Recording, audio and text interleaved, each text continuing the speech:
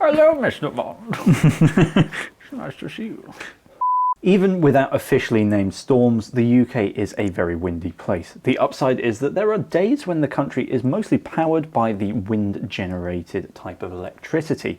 The downside is that riding in the wind can be miserable and downright dangerous. This is how to plan a route for a windy day and our top tips to make it a great day on the bike. Now, before we get to our 7 top tips, we're about to have 7 animals here, we're going to actually look at how to plan the route for a windy day. Now, you firstly need to know which way the wind is coming from, so head over to a site like the BBC or grab your phone and check the weather. What we're looking for is wind direction, and we want to make it so that we're coming home with the wind, don't we, Liam? Yeah, sorry, someone did a big yawn. In fact, well, if you take nothing else from this video, the golden rule is that you ride out into the headwind to start and then come back home with the tailwind helping you along. Yeah, many a time have we been caught out. Yeah, you go out feeling super strong and yeah. You realise that you're not. My God, I hate headwinds! And guess what? I listened to none of Liam's advice and I got headwind all the way home. So I'm getting my head down. So once we know where we want to be heading, we then want to think about how we can hide from the wind. If you're going into the wind, big, straight, open roads are going to be less than fun, aren't they? No. So we want to pick a route out that snakes through the lanes and then passes through wooded areas maybe, and finding all of the high hedges. Anything that is going to break the worst of the wind is your friend. We also, unfortunately, need to make the out leg a little bit longer than the return leg if you're looking for kind of an evenly split ride. Just bear in mind that riding into the wind for 30 miles is going to take you a lot longer than riding the 30 miles home. So if you're wanting to get a certain number of hours done, you'll need to take that into consideration. Yes, and once we're at the halfway mark, you don't want to spend too much time going across the path of the wind. You'll quickly learn that what cyclists call crosswinds are excellent for watching a dull sprint stage, but also incredibly scary if you're not used to riding in them. That rule doesn't apply to if you're the strongest in the group, because then you can use the crosswind section to split the group up. Yes, perfect. A good example is this route that I'm going to create now. I used to ride this quite a lot. We've gone out in the sheltered lanes, as you'll see here, towards the coast, and that's where the wind is coming from. Once I'm there, I'm turning for the tailwind as quickly as possible. So on this ride, I can use the tailwind to help me home. So I'm going to pick these roads. They might not look like much on a regular map, but if you dive into Komoot's Trail View or Google Street View, you can see how flat, open and exposed these roads are. Those are the ideal conditions for maximum tailwind advantage. So that's how we'd plan a route, but what about maximising your enjoyment on a windy day? Here's our top tips. The first one, Jamie, is to remember to eat while you're riding in the headwind. This is often forgotten, isn't it? Yeah, when you just head down, you're concentrating, you're just trying to get through it. You're going to be burning more calories riding into the wind than you would normally, because you are pressing on the pedals quite hard. Very often your power will be higher into a headwind. And obviously, if you eat, then that will help on the way home.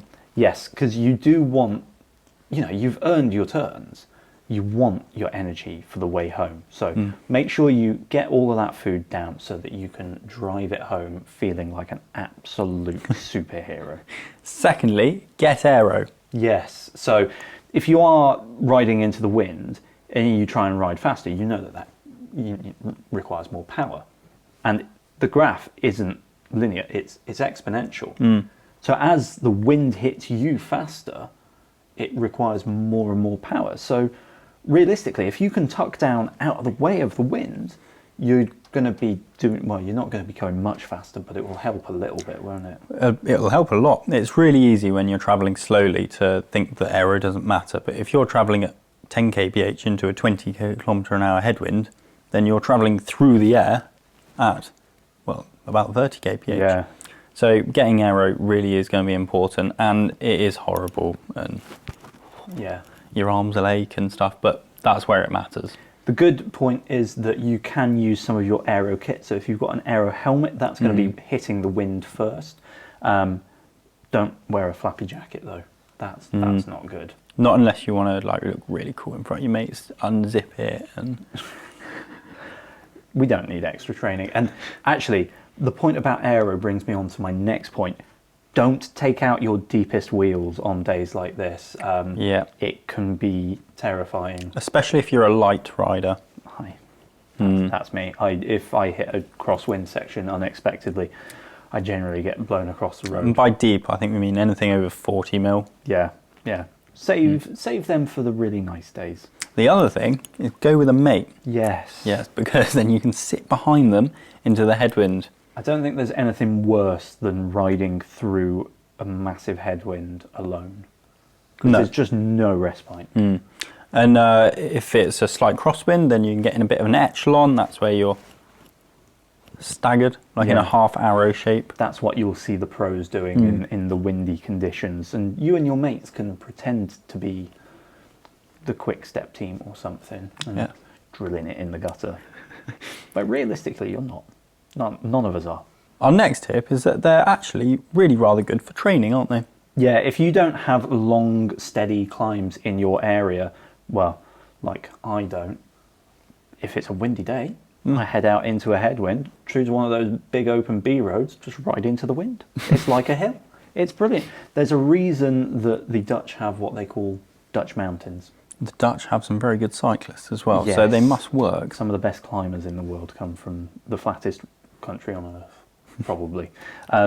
They are great for longer intervals, so take it steady, but churn out those longer intervals. However, remember to save something for the tailwind. Yes, the fun comes when you turn around and get pushed along at speeds that you only see the pros doing. So definitely save something in the tank for those return journeys. Save something, but there is more to be gained into the headwind. Yeah. If you're trying to go for maximum average speed around your loop, you want to be putting more effort into the headwind. Yes. Our final tip is one that Jamie here applies pretty much every day in every weather going. Go on, mate. I stay at home and go on the indoor trainer. Terrible. I used to ride outside a lot more, but... Yeah. It's not for you, is it? You don't like actual bikes. Cycling in the wind isn't actually all that fun a lot of the time, and it can also be dangerous. We would recommend that you pay attention to any weather warnings issued by the local forecaster.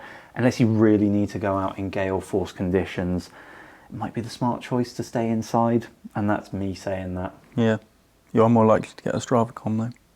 Yeah, and I'm just stupid. So cycling in the wind tends to be not that fun sometimes. Yeah, it can be quite grim, can't it? So we would really recommend be sensible, pay attention to any weather warnings issued by the local forecaster. Unless you really need to go out in gale force conditions, you shouldn't really. Yeah, but if you do, then look up some Strava KOMs because you're far more likely to get them with a tailwind. If you like this video, then please drop us a like, subscribe to the channel, and if you've got any top tips for riding in windy conditions, then leave them in the comment section below. Good. Good kid. You're so quiet when you're not woofing. But you woof a lot. It's really inconvenient for filming. Just fade to black with you.